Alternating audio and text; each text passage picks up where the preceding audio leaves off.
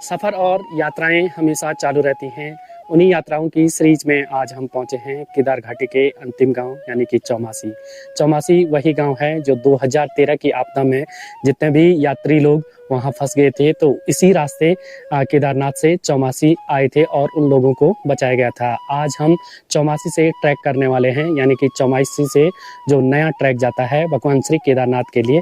तो कोशिश करेंगे हम इस पूरी यात्रा को आपको सीरीज वाइज दिखाएं, ताकि आप अगर मैं भगवान श्री केदारनाथ की यात्रा चौमासी से करना चाहते हैं तो आपको काफ़ी हेल्प मिले। नमस्कार साथियों, मेरा नाम है देव प्रकाश अग्रवाल। स्वागत है आपके अपने यूट्यूब चैनल तस्वीरों में पहाड़ में।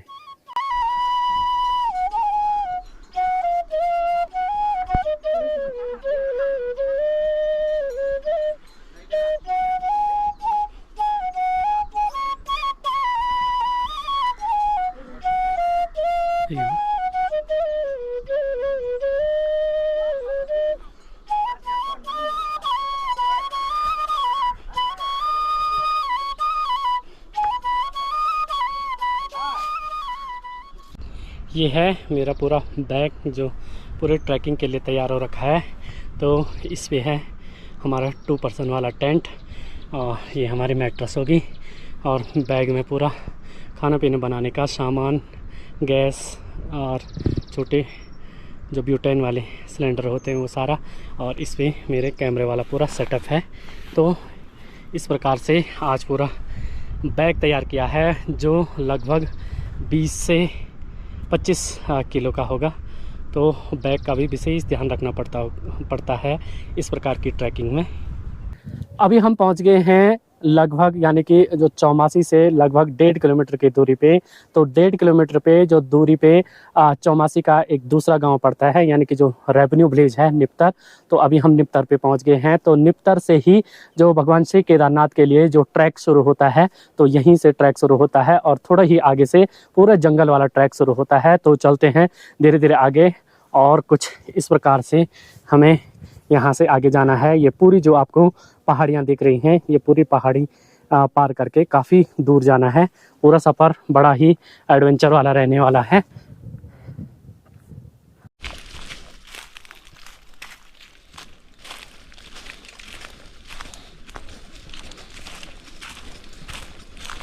अभी हम लगभग 1 से 1.5 किलोमीटर पहुँच गए हैं, और यहाँ से रास्ता काफ़ी टफ होता है, क्योंकि जो 2013 से पहले जो आपदा आई थी और कुछ पहाड़ी यहाँ पे गिर गए थे, जो 2003 और 4 में बताई जाती है कि यहाँ पे काफ़ी ज़्यादा भूस्खलन आ गया था। तो ये रास्ता काफ़ी ख़राब हो रखा है बीच से। तो ये देखिए, इस पूरे रास्ते से हमको लगभग 500 मीटर ऐसे कुछ इस प्रकार का रास्ता पार करना होगा, जो पूरे पत्थरों से, ऊपर से जो पत्थर गिरे हुए हैं उनके बीचों बीच ये रास्ता बना हुआ है। तो ऐसी जगहों पे जब भी कभी इस प्रकार का ट्रैक करते हैं तो काफ़ी संभल के चलना होता है, कि इसमें ज़्यादातर पाँव मुड़ने का डर रहता है। तो संभल के भी चलना पड़ता है। और जब भी इस प्रकार के आप भी ट्रैक करते हैं तो अपने साथ गाइड ज़रूर लाएं। ये देखिए भाई, जब भूस्खलन आया होगा तो ये पूरे पत्थर पूरे नीचे तक जा रखे हैं, और कुछ ऐसे पत्थरों के बीच से रास्ता बना हुआ है। तो ये कुछ लोकेशन इस प्रकार की दिखाई देती है, जैसे वासुकी ताल वाले ट्रैक में भी कुछ पैच ऐसे हैं रास्ते के जो इस प्रकार से हैं, और इन्हीं रास्तों से होके जाना होगा। इसीलिए यह ट्रैक काफ़ी एडवेंचर भरा हुआ है और इसको संभल के करना होता है।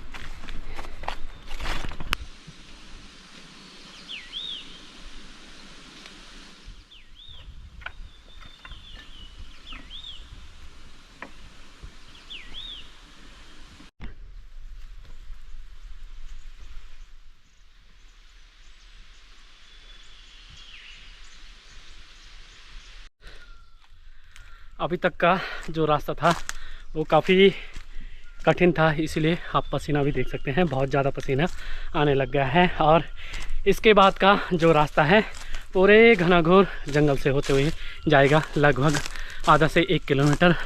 और ये देखिए घनाघोर जंगलों के बीच ये पूरा रास्ता है। लेकिन प्रकृति प्रेमियों के लिए यह रास्ता काफ़ी अच्छा है, क्योंकि बिल्कुल सुनसान है। पक्षियों की चहचहाती हुई आवाज़ और जंगलों के बीच होते हुए ये रास्ता आगे बढ़ता है।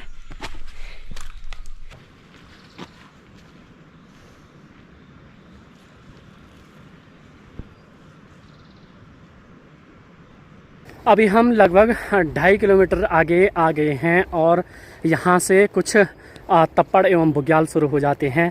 लेकिन जैसे ही तप्पड़ एवं बुग्याल शुरू हो जाते हैं तो सांस भी फूलने लग जाती है, क्योंकि जो पेड़ पौधों की मात्रा कम हो जाती है और हाइट थोड़ा बढ़ने लग जाती है, तो इसलिए काफ़ी थकान भी लगने बैठ जाती है। तो इस तरह के रास्तों में आप हमेशा एक चीज़ का ध्यान रखिए, पानी पीते रहें, हल्के हल्के बैठते बैठते और हल्के कदमों से आगे बढ़ते रहें, तभी इस प्रकार के जो ट्रैक होते हैं इनको पार किया जाता है।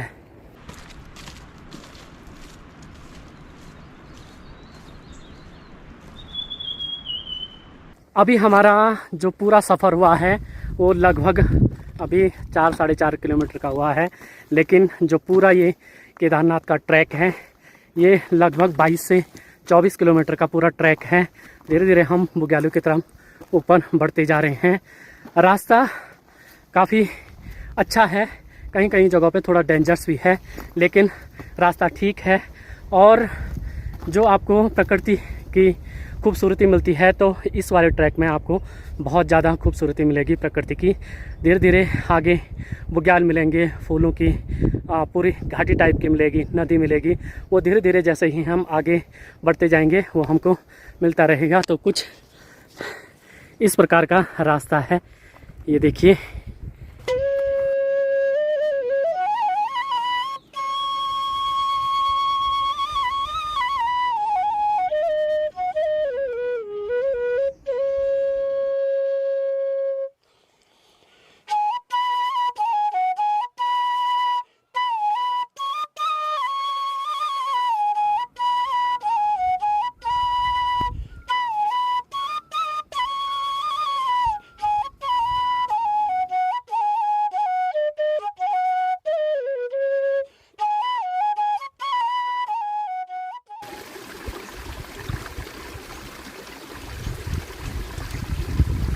अभी हम पहुंच गए हैं देवली खर्क। खर्क का जो शाब्दिक अर्थ होता है वो मैदान से होता है।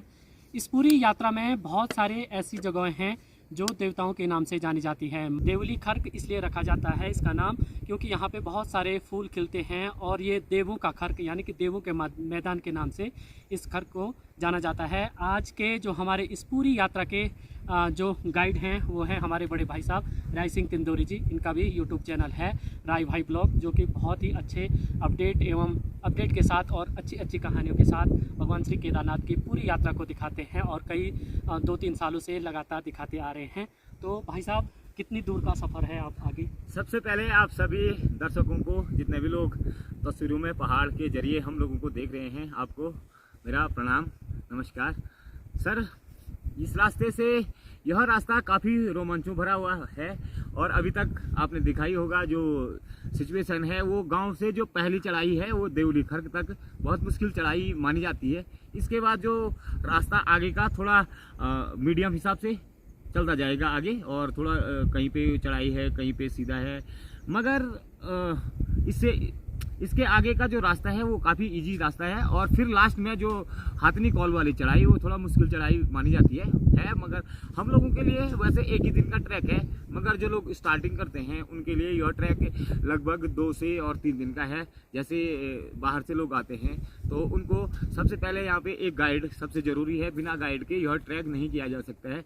हालांकि आधे तक तो रास्ता लगा हुआ है, और रामबाड़ा, अगर रामबाड़ा आप लोगों को जाना है इस रास्ते से, तो रामबाड़ा के लिए इस रास्ते से पूरा रास्ता बना हुआ है। यहाँ पे खड़ंजा मार्ग फॉरेस्ट डिपार्टमेंट की तरफ से बना हुआ है। मगर जिस रास्ते से मैं आपको आज ले चल रहा हूँ वो हाथनी कॉल के रास्ते सीधे भैरव मंदिर पे और रास्ता मिलेगा। तो इस रास्ते के लिए आपको एक परफेक्ट गाइड की बहुत ज़रूरत इस रास्ते पे पड़ जाती है, क्योंकि यहाँ पे पल पल में मौसम चेंज हो जाता है और यहाँ की सिचुएशन जैसे सेम केदारनाथ धाम के जैसे ही है, इस यहाँ से ऊपर की जो सिचुएशन है वो बराबर बदलती रहती है। तो इस वजह से यहाँ पे गाइड लेना भी सबसे ज़रूरी है। और चौमासी सबसे लास्ट गांव है, और चौमासी गांव से आपको गाइड वगैरह यहाँ के लिए आप कर सकते हैं।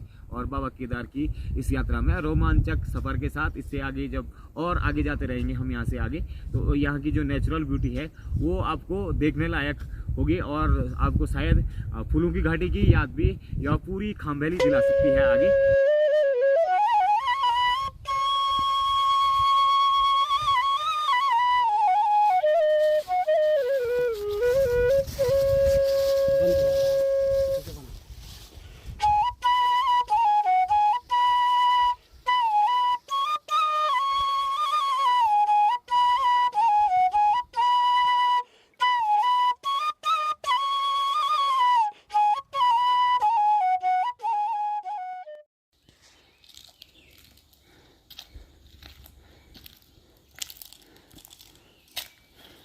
इस वाले ट्रैक में बहुत सारी जगहें ऐसे भी हैं जहाँ पे इस प्रकार के बहुत डेंजरस वाले रास्ते हैं, और ये पूरा जो ट्रैक है एडवेंचर भरा ट्रैक है। अगर मैं आप एडवेंचर के प्रेमी हैं तो इस ट्रैक में आपको बहुत अच्छा लगेगा। तो चलते हैं आगे और इस प्रकार के एडवेंचर भरे रास्ते आपको दिखाते रहेंगे।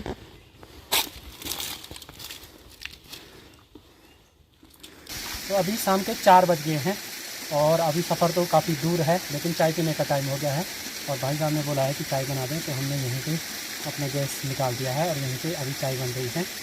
चाय पी के ही हम आगे बढ़ेंगे। वैसे हम चाय तो नहीं बनाएंगे, कॉफ़ी बनाएंगे। ब्लैक कॉफ़ी बन रही है भाई साहब? ब्लैक कॉफ़ी बन रही है भाई साहब, देखते हैं कब तक बनती है। ये हमारी शाम की ब्लैक कॉफ़ी बन गई है, तो हम घर से कप लेना भूल गए थे, तो ऐसे ही हम इसे पियेंगे, कटोरे पे पियेंगे और बहुत आनंद आ रहा है प्रकृति के बीच और ऐसे सुनसान जंगल में कॉफ़ी पीने का, वो भी ब्लैक कॉफ़ी पीने का परम आनंद है। जब आप मजा यहाँ की फीलिंग है ना, वो केदारनाथ वाले रास्ते से बिल्कुल हट के है। केदारनाथ जो मेन रास्ता है गौरीकुंड से केदारनाथ वाले, उस रास्ते पे आप कहीं भी ऐसा नहीं बैठ सकते हैं, ऐसे एंजॉय नहीं कर सकते हैं प्रकृति के बीच में, एकदम नेचर के बीच में नेचुरलिटी नहीं मिल सकती है। यहाँ देखिए आप, आहा, यहाँ पे छोटा सा वाटरफॉल है, ये भी बहुत अच्छा लग रहा है। और यहाँ मतलब इतनी शांति है ना इस रास्ते में, बहुत कुछ हुई मत, मज़ा आ गया, मज़ा आ गया।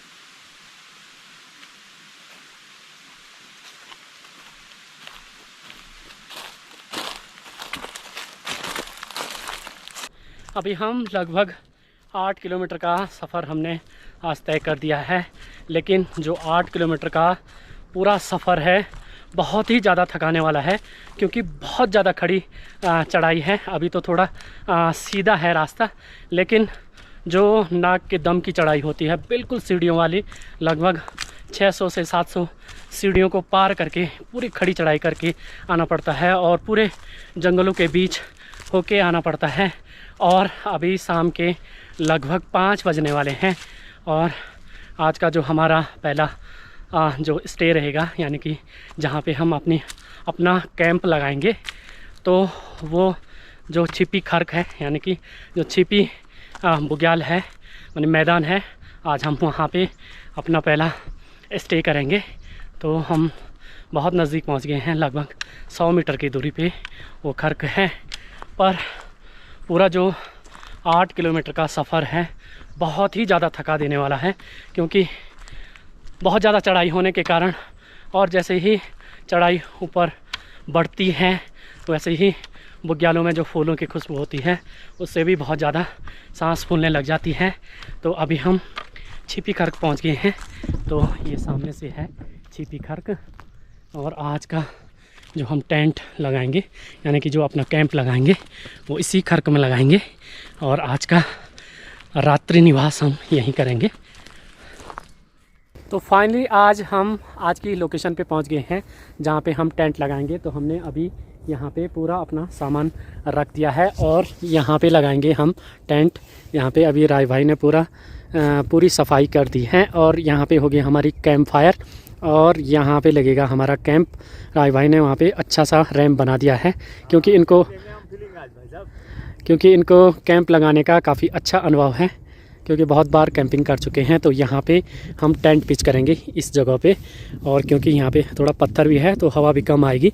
तो हमेशा टेंट लगाने में ध्यान रखना चाहिए कि हवा का रुख किस तरफ है। तो हवा ऊपर से आ रही है और नीचे के लिए, तो हम यहाँ पे टेंट लगाएंगे तो हवा से भी बच जाएंगे। तो ये रहा हमारा टेंट। ये देखिए सर जी,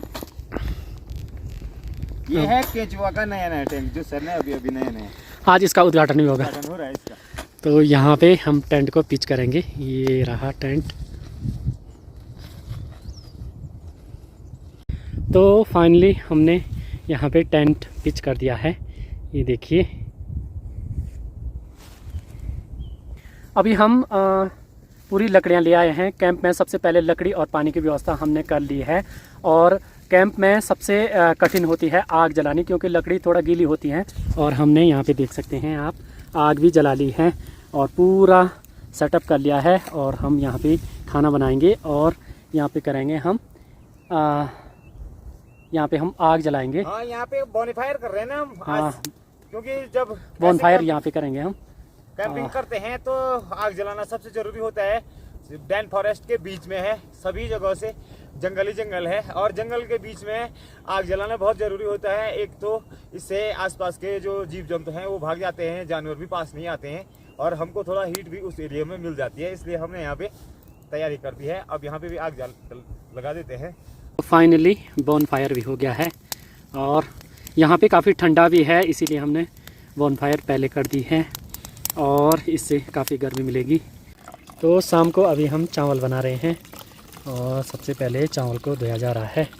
और भाई साहब आज पूरे कुक बने हैं, लाइट वाले कुक हैं ये। हाँ। माथे पे लाइट वाले कुक हैं। हाँ सर जी। और ये रख दिया है चावल।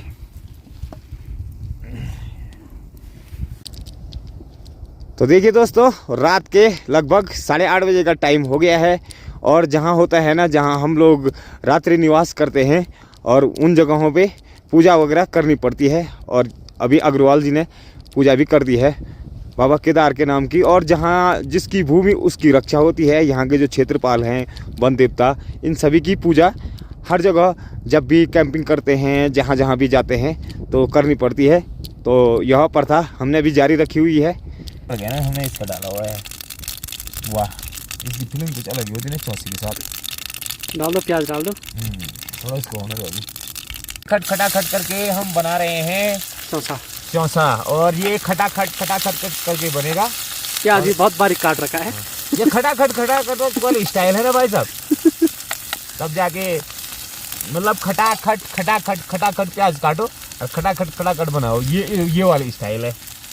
तो ये हमारा चौसा बन के भी तैयार हो गया है। ये देखिए,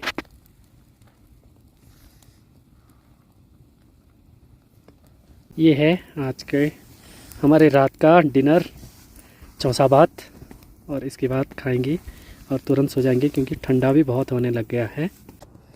अभी हम खाना खा के टेंट के अंदर आ गए हैं। जल्दी हमने खाना बना दिया था क्योंकि जहाँ पे हम रुके हैं वहाँ पे काफ़ी ठंडा हो रहा था और हमने पूरा खाना खा के आज जल्दी से निपटा दिया है और अभी सोने की हमारी तैयारी हो गई है। आज जो हमने पूरा ट्रैक किया है वो 8 किलोमीटर का ट्रैक किया है और आज के वीडियो को यहीं पे समापन करते हैं। मिलते हैं आपको केदार के नए ट्रैक के दूसरे वीडियो में। तब तक के लिए आप अपना विशेष ध्यान रखिए। जय श्री केदार।